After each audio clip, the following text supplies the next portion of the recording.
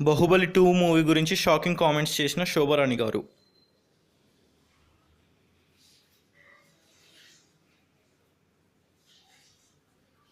Baahubali 2 movie ఒక్కసారి మీ మాటలో Baahubali 2 movie గురించి చెప్తే బాగుంటుంది మేడం. అసలుకి నేను బాహుబలి 2 గురించి చెప్పే అంత పెద్దదాన్ని అసలు నేను కాదేమో అనుకుంటున్నాను. ఎందుకంటే నేను ఆల్రెడీ ఒక 3 స్టెప్స్ ఎక్కగానే ఇండస్ట్రీలో ఆస్ట్రేలియా వెళ్ళిపోయాను. మళ్ళీ నేను రీఎంట్రీ అయ్యాను. ఇప్పుడు నేను ఫస్ట్ స్టెప్లోనే ఉన్నాను. నేను ఇంకా అంత పెద్ద ఆర్టిస్ట్ నేను కాదు, అవ్వాలని నేను కోరుకుంటున్నాను. అబ్బా ఏం సినిమా అండి బాహుబలి 2, బాబోయ్! ప్రభాస్ గారి యాక్టింగ్ కానీ, రాజమౌళి గారి గురించి చెప్పాలంటే, రాజమౌళి గారు నా రాఘవేంద్రరావు గారి దగ్గర వర్క్ చేసినప్పుడు నేను మనోయజ్ఞం అని ఒక సీరియల్ చేశాను రాఘవేంద్రరావు గారిది. సో రాజమౌళి గారు అప్పుడు ఏదో ఒక సీరియల్కి డైరెక్షన్ చేశారు. నేను అప్పుడే కలుద్దామని నేను చాలా అంటే ఎంత ట్రై చేశాను. అప్పటికే నేను టీవీలలో సినిమాలలో యాక్ట్ చేశాను కాబట్టి నేను వెళ్తే రాజమౌళి గారు మంచిగా మాట్లాడేవాళ్ళేమో. గుడ్ అంటే అంత పెద్ద కాదు, అంత చిన్న కాదు, ఒక యావరేజ్ ఆర్టిస్ట్గా ఉన్నప్పుడే నేను కలుద్దాం అనుకున్నాను. కానీ నా దురదృష్టం ఏంటో, అన్ని అదృష్టాలు వస్తే ఎట్లా అండి, పక్కనే దురదృష్టాలు కూడా రావాలి కదా. నేను కలవలేకపోయాను, అప్పుడు వాల్యూ తెలుస్తుంది కదా. సో నేను కలవలేకపోయాను. సరే నేను కట్ చేస్తే ఆస్ట్రేలియా వెళ్ళాను, మళ్ళీ వచ్చాను. వచ్చిన తర్వాత రాఘవేంద్రరావు గారు రాజమౌళి గారు ఏ రేంజ్లోకి వెళ్ళారంటే నేను షాక్. అసలు ఈగ తర్వాత ఇంకా ఇంకొక సినిమా సెన్సేషన్ చేశారు, మర్యాద రామన్న. బాబోయ్, అసలు ఈ సినిమాలన్నీ చూసి డైరెక్టర్ గారు ఎంత, అయ్యో ఎక్కడ రాఘవేంద్రరావు గారి దగ్గర assistant, Sai Chhatrapati, my god, Baahubali 1 Baahubali 2 అసలు ఎక్కడ రాజమౌళి గారు, బాబోయ్ అసలు షాక్. అసలు దానికి తోడు ప్రభాస్ గారి యాడ్, ప్రభాస్ గారితో పాటు రానా గారు.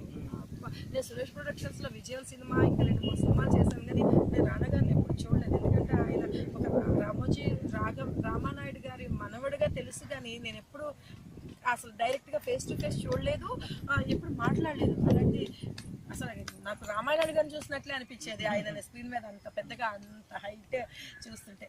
సో నేను నిజంగా ఆ సినిమాకి హ్యాట్స్ ఆఫ్. నిజంగా ఎంత మంచి సినిమా అంటే, బాహుబలి 2 అసలుకి చెప్పాలంటే 1 కంటే ఇంకా ఎక్కువ బాగా ఆడుతుందని నేను విన్నాను. నిజంగా రాజమౌళి గారు, ప్రభాస్ గారు, మన రానా గారు, మరి ముఖ్యంగా నా రమ్యకృష్ణ గారు, అనుష్క గారు, తర్వాత ఫస్ట్ బాహుబలి 1లో తమన్నా గారు, అసలు కీరవాణి గారు.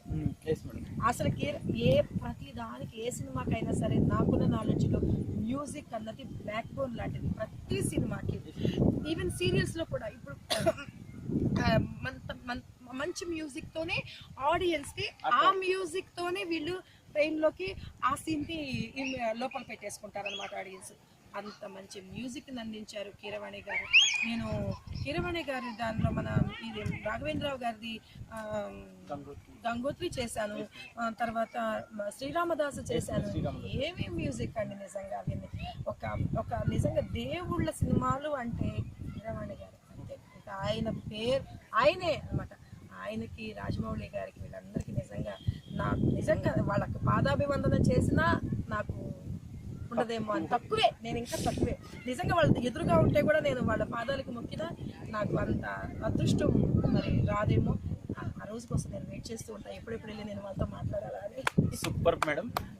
యాక్టర్స్ అన్నాక వాళ్ళకున్న ఎక్స్పీరియన్స్ని బట్టి వాళ్ళకి కొంచెం ఈగో ఉంటుంది. నేను ఒక సీనియర్ ఆర్టిస్ట్ని, ఏంటి నేను ఇలా ఎందుకు తగ్గాలి అన్న ఈగో ఉంటుంది. But we don't observe such egos in you madam. Really super. నేను ఎందుకండి, నేను ఇప్పటికి కూడా నేను యాక్టింగ్లో కూడా నేను ఇంకా ఫస్ట్ స్టెప్లోనే ఉన్నాను. నేను ఇంకా అందులో రీఎంట్రీ అయ్యాను. అప్పుడు చెప్పే కదా, ముందు ఒక 3 స్టెప్స్ ఎక్కానేమో, ఒక 100 స్టెప్లలో 3 ఎక్కానేమో. ఇప్పుడు మళ్ళీ రీఎంట్రీ అయ్యేసరికి ఫస్ట్లోనే ఉన్నాను. నేను ఎప్పుడు ఎక్కాలా 3లోకి ట్రై చేస్తున్నా. నాకు వెనక బ్యాక్ ఎవరు సపోర్ట్ లేరు కాబట్టి నేను కొంచెం కష్టపడాలి. నా టాలెంట్తోనే నేను బయట రావాలి. Thank you. మరిన్ని అప్డేట్ తెలుసుకునే ముందు మీరు సబ్స్క్రైబ్ చేసుకోండి shine like a star interviews అండి. Thanks a lot for watching.